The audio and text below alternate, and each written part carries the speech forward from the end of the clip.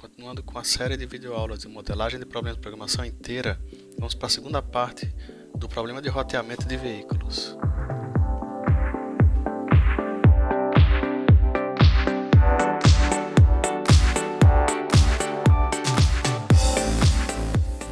Antes de iniciar a parte 3, eu queria fazer uma correção aqui da parte 2, certo? Fiz aqui essa pequena errata, ficou tudo igual a 1, certo? Era para ser menor ou igual e a conta feita, né? Se a cardinalidade for 2, cardinalidade é o quantos elementos tem um conjunto, certo? Se a cardinalidade do subconjunto S for 2, então o máximo que eu posso ter de variáveis de decisão iguais a 1 é 1 ou menos. Seguindo essa mesma linha de raciocínio, quando o meu subconjunto aqui tem 3, quando tem 3 elementos, você vai ter uma cardinalidade 3, então você só pode ter 2 arestas. Aí fazendo isso, tem que corrigir todos os elementos, né, todos os subconjuntos, tanto com cardinalidade 2, como com cardinalidade 3, tá certo? Pode ter ficado confuso, porque eu acho que ficou tudo igual a 1 aqui, mas no original, né? Mas aqui está correto, dá para vocês darem uma corrigida, beleza? Desculpem mais uma vez. Esse modelo matemático aqui, ele faz com que os veículos consigam andar de forma infinita, né? Você não tem nenhuma limitação de tempo, você não tem nenhuma limitação de distância que ele pode percorrer, certo? Então, não é muito útil da maneira que está aqui, né? Para fazer realmente uma aplicação real de roteamento de veículos, roteirização, você teria que colocar alguma restrição de tempo, restrição de capacidade do veículo. Aqui também a gente está considerando que os veículos conseguem, tipo, basta ele visitar, né? Pode ser o caso também, se for o problema do caixeiro viajante, a visita, né? O serviço é o que importa, não precisa necessariamente ter uma carga para ser entregue, né? Uma visita para atender um paciente, uma visita para fazer uma venda por catálogo na casa de alguém, seria o modelo que está aqui já poderia servir, mas ainda a gente teria ainda que acrescentar alguma restrição de tempo, né? Então aqui está completamente livre, só faz com que os veículos visitem da maneira que está aqui. Se você for aplicar, sempre vai dar o resultado com um veículo só, né? O que faz sentido. E qual é o mais barato? Usar um veículo para visitar todos os clientes. Só que se eu tiver 200 clientes para serem visitados, eu tenho a disponibilidade de 10 veículos. Esses 200 clientes vão ser visitados por um veículo só e 9 veículos vão ficar na garagem se a gente mantiver o modelo matemático do jeito que está aqui.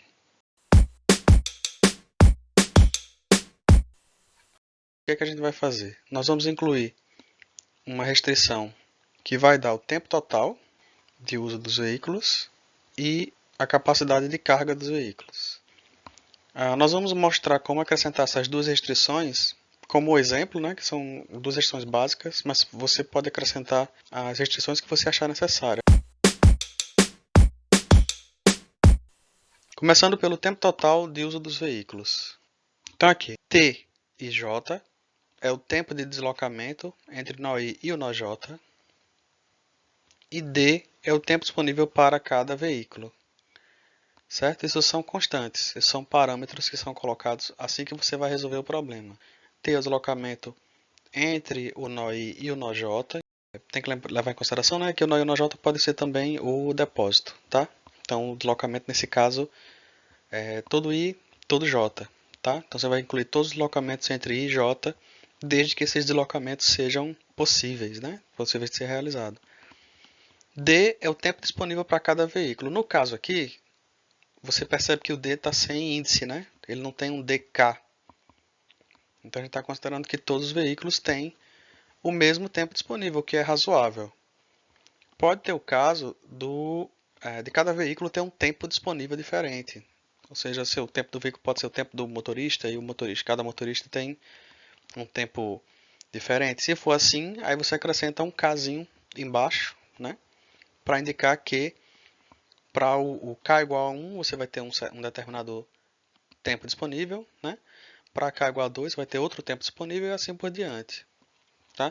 Desculpem aqui o erro aqui em cima, ficou Q e aqui está carga, né? mas o que a gente vai mostrar aqui é tempo primeiro. Então, temos um grafo aqui com uma solução de exemplo. Acredito que foi a mesma solução que foi usada anteriormente, né? No exemplo aqui, nosso.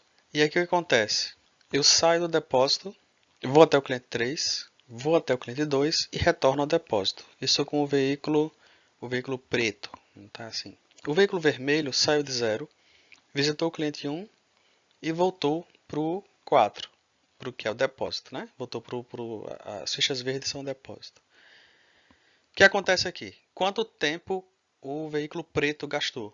Ele gastou o tempo T03 mais o tempo T32 mais o tempo T24. Existem tempos que ligam cada nó ao outro, né? Como ele fez esse percurso, esses são os tempos que tem que entrar na solução final. A gente percebe, e acredito que você já consiga perceber isso claramente, que se a variável de decisão for 1, o veículo fez o percurso. Se ele fez o percurso, ele tem que ser acrescentado a ele aquele tempo do percurso, certo? Se a variável de decisão para aquele percurso e para o veículo for 0, então ele não fez aquele percurso. Então a gente consegue naturalmente pensar numa expressão para isso. Então no caso T03 mais T32 mais T24 tem que ser menor ou igual a D, que é o tempo padrão que os veículos têm. Vamos supor 8 horas, né? O veículo tem 8 horas para se deslocar. Aí todos os tempos do lado esquerdo, logicamente, né, tem que estar em horas também. Então teria, sei lá, 0,5 horas de 0 para 3, 4 horas de 3 para 2, né? E de 2 para 4, 3 horas, vamos supor. Aí tem que dar menor ou igual a 8, que é o tempo total que ele tem disponível. O veículo vermelho, mesma coisa, né? De 0 para 1 e de 1 para 4. E aí, eu acrescento agora a variável decisão.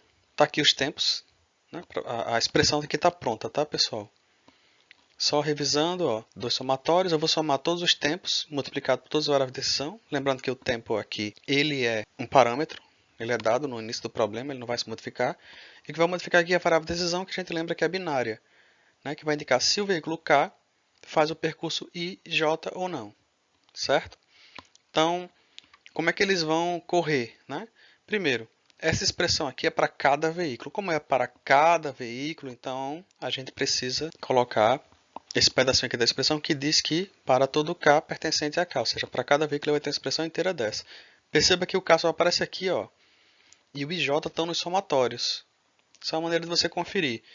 Todo o índice ou tem que estar nos somatórios ou tem que estar aqui fora para multiplicar a quantidade de expressões que você vai precisar. Então, preciso de uma expressão para cada veículo. T e J não tem K, porque o tempo não depende do veículo. O tempo poderia depender do veículo também, caso você quisesse, mas isso normalmente só complica o modelo matemático, né, que você vai precisar de guardar mais tempos, né, um tempo para cada veículo, para cada trecho. Que no caso o tempo é o mesmo para todos os veículos. E a variável de decisão diz se o veículo K vai fazer o trecho IJ ou não. Se ele fizer, tem que colocar o tempo para contar para ele. E aí aquele somatóriozinho, né, que a gente estava fazendo antes, aquela soma, ela vai correr. O I corre todo mundo menos o depósito na chegada. Tá? No caso aqui é 4. Eu tenho 3 clientes, ó, o N é 3, 3 mais 1, 4. Então o I pertence ao conjunto de nós, menos o depósito na chegada, porque eu não saio de 4, certo? E o J pertence ao conjunto de nós menos a saída, né? Porque eu nunca vou chegar em 0. É só por isso que tem essa parte aqui, né? Essa barra assim, essa barra inclinada, ela indica que a parte que está do lado de cá está excluída do conjunto anterior. Então, para simplificar, a gente poderia colocar aí pertence a N, J pertence a N. Mas a gente precisa lembrar que o depósito é um caso especial e o 0 nunca é chegada e o 4 nunca é saída. E aí essa aqui que fica a expressão, né? Essa expressão de baixo instanciada para o problema que a gente está colocando aqui no grafo, certo? Então, ó, t de 0 para 4 vezes x 0, 4, 1. Então, vamos ver que a expressão aqui toda é para 1, né? Aqui, saindo do depósito e permanecendo no depósito, beleza? Aqui, saindo do depósito e indo para o cliente 1, indo para o cliente 2, indo para o cliente 3, todos com o veículo 1, o número vermelho aqui indica que é o veículo 1, né? Indo de 1 para 2, fica fácil de acompanhar, porque você vê que aqui é amarelo, embaixo é amarelo, tá? Eu botei para vocês, para facilitar a comparação. Se quiserem dar uma pausa para olhar com calma. Então, preto, esses são esses tempos pretos aqui. O roxo é o saindo do depósito, indo para o próprio depósito. O amarelo são esses tempos saindo do 1 aqui. O verde são os tempos saindo do 2 e o azul os tempos saindo do 3. Tudo isso tem que ser menor ou igual a D. Mas é o que é que vai fazer parte da minha solução, né? Vamos ver já já. Aqui é a expressão igual, só que para o veículo 2. Perceba que é tudo igual, só que agora eu estou considerando o veículo 2. Né? Tem que obedecer também o veículo 2. Para o nosso problema especificamente, ainda está com animação. O que aconteceu? Ele só fez o percurso o preto, né? Só fez de 0 para 3, de 3 para 2 e 2 para 4. Soma os três tempos, tem que dar menor ou igual a D. E o veículo vermelho só fez de 0 para 1 e de 1 para 2. Beleza? A gente manteve aqui colorido, né? Só o que foi realmente realizado. O que não foi realizado ficou cinza. E aí no final das contas o que acontece? Como o que foi realizado é igual a 1, então a gente fica exatamente com o que a gente queria. Os tempos aqui somados. Veja que não está na sequência, mas não importa, né? A ordem das parcelas não altera a soma, né? Assim. Então, a soma dos tempos menor ou igual a D para cada um dos dois veículos. Tranquilo? E agora? Aqui agora a gente recomenda que você faça essa restrição para todos os nossos veículos. Aqui estão os dados.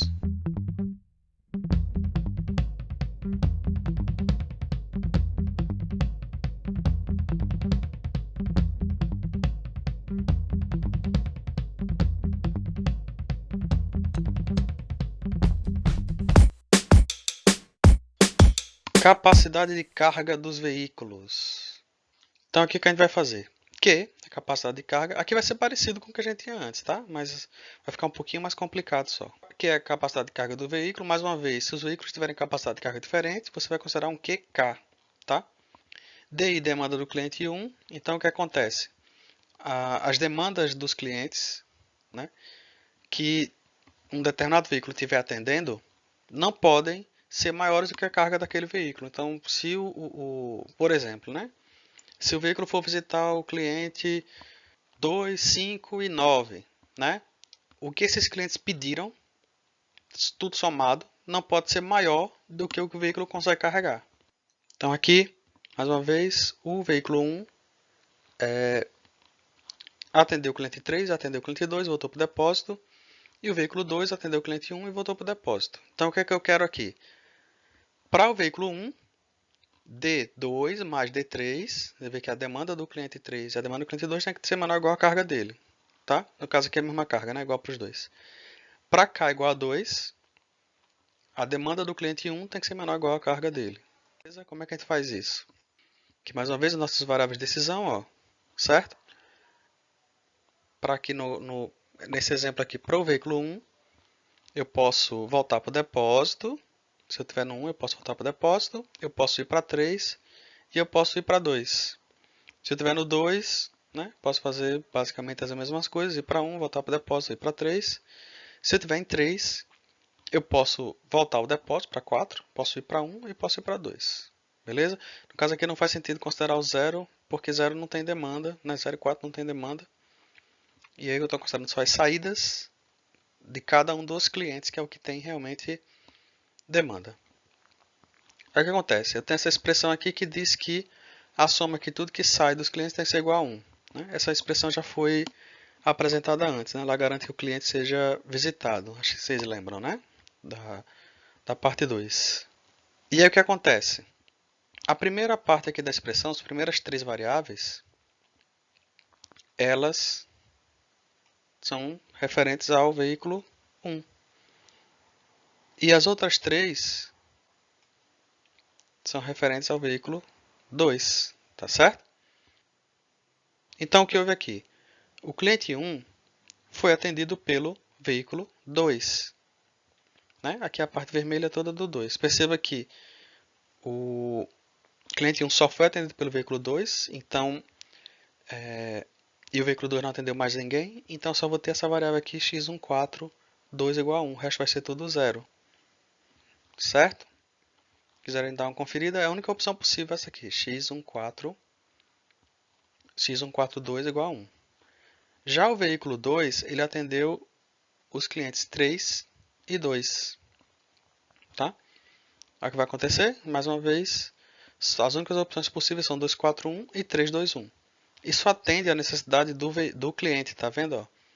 Então, porque na linha ele tem que ser igual a 1, quer dizer o quê? Que ele vai ser atendido por um veículo e ele tem que ser atendido por um veículo nem mais nem menos, tá correto? Então vamos tentar usar essa informação para incluir a demanda desse cliente para esse veículo que atendeu ele. Então aqui como fica? D1, tem a demanda do cliente 1, multiplicado por todas as variáveis de decisão que saem de 1, vai dizer se a demanda de 1 vai ser atendida pelo veículo 1.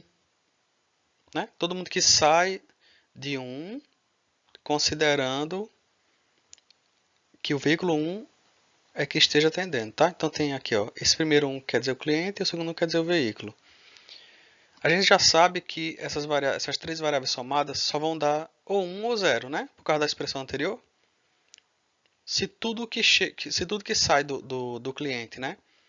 Tanto considerando o veículo 1 como o veículo 2, só pode ser igual a 1, então a primeira parte dessa expressão, que é para o veículo 1, só vai poder ser 1 ou 0. A segunda parte também, que é relacionada ao veículo 2, só vai poder ser 1 ou 0. Né? Como está aqui embaixo. Você percebe que o veículo preto não atendeu o cliente 1. Deu tudo 0 aqui, né? O veículo vermelho atendeu o cliente 1, então aqui vai ser 1. Como a linha inteira só pode ser igual a 1, a partir do momento que o veículo vermelho atendeu o cliente 1, o preto não atendeu. Então o que é que vai acontecer aqui em cima?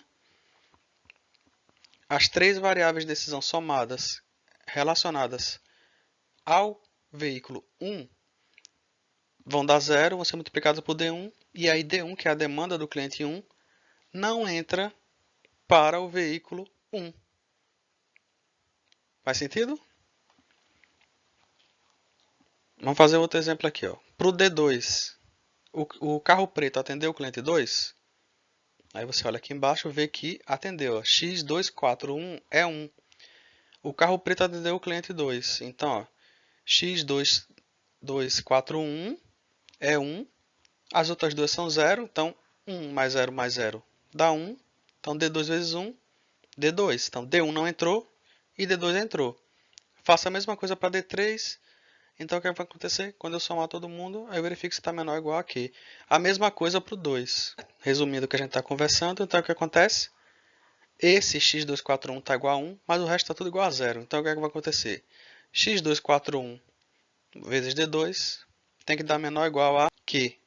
Então, o resumo do que a gente estava explicando é isso aqui, certo? Só sobrou D2 e D3. Desculpem, era para estar preto aqui. Falha nossa. Então, D2 vezes x241, certo? E D3 vezes x311. Como aqui vai dar 1 e aqui vai dar 1, então fica D2 mais D3 tem que ser menor ou igual a Q. Tranquilo? A mesma coisa, o veículo vermelho só atendeu o cliente 1. Então, D1 vezes x142, como x142 é 1, o resto é 0, né? Fica só D1, então D1 tem que ser menor ou igual a Q. Em resumo, a demanda do cliente 2 mais a demanda do cliente 3 tem que ser menor ou igual a capacidade de carga aqui, que é igual para os dois, mas no caso aqui a preta é do veículo 1. No caso de baixo, que é o carro vermelho, a demanda do cliente 1 tem que ser menor ou igual à capacidade Q do carro vermelho. No caso aqui é a mesma coisa, né? Q. E aí a expressão genérica para isso que a gente está mostrando fica dessa forma que está aqui embaixo. Né? Aqui o Q é minha capacidade de carga. E aí o que acontece? Eu vou pegar tudo que sai do cliente I e vai para qualquer J. Se o que sai do cliente I, que vai para qualquer J, com o veículo K, for 1, a demanda do cliente I entra para esse carro K. Só que a demanda ela só entra uma vez, certo? como ela só entra uma vez, ela não fica aqui dentro do somatório, a gente bota ela aqui para fora.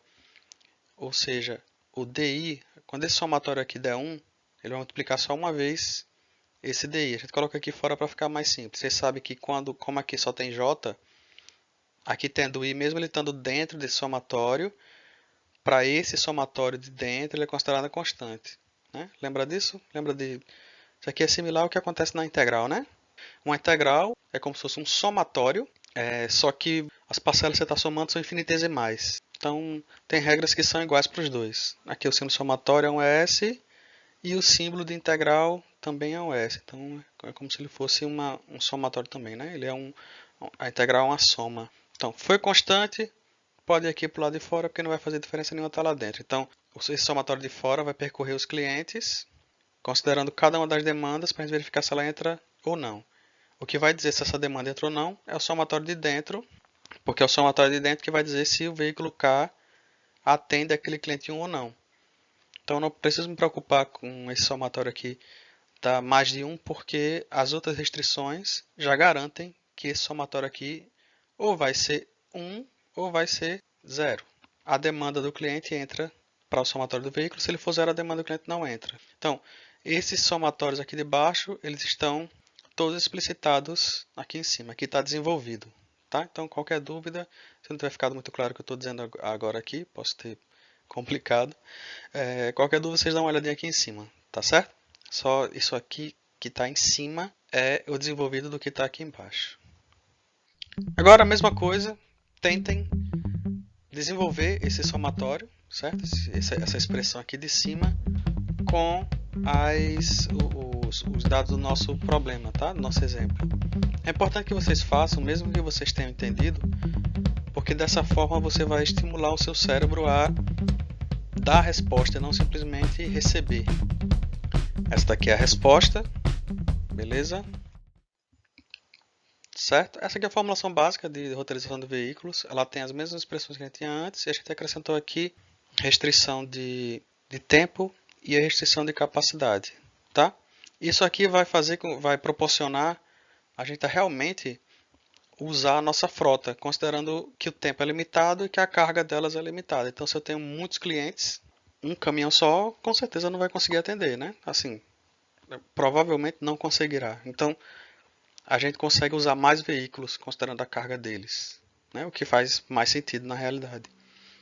E a gente consegue usar mais veículos considerando o tempo deles. Se um veículo só consegue trabalhar 8 horas por dia, só consegue ser utilizado 8 horas por dia, ou 10, ou seja lá quanto tempo for. Se eu tiver uma quantidade de clientes que precisa de mais que 10 horas, o próprio problema vai me dar a resposta usando mais veículos. Tá? Esse foi o objetivo dessa parte 3, mostrar como acrescentar duas restrições de recursos.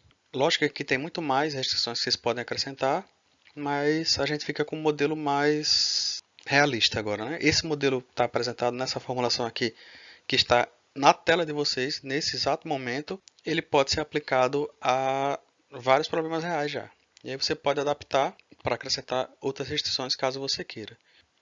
Só lembrando que problema de roteamento de veículos é um problema classificado como NP hard, NP difícil. E isso significa que provavelmente você vai precisar usar um procedimento de meta-heurística, tá? Para poder resolver o problema. Então, pessoal, era isso que eu tinha para mostrar sobre esse problema. Eu agradeço. Futuramente a gente pode ver se faz alguma implementação em software, a gente complementar a parte que falta e resolver o problema no computador. Mas a parte de modelagem era isso que eu tinha para apresentar para vocês. Tá bom? Um abraço, até a próxima.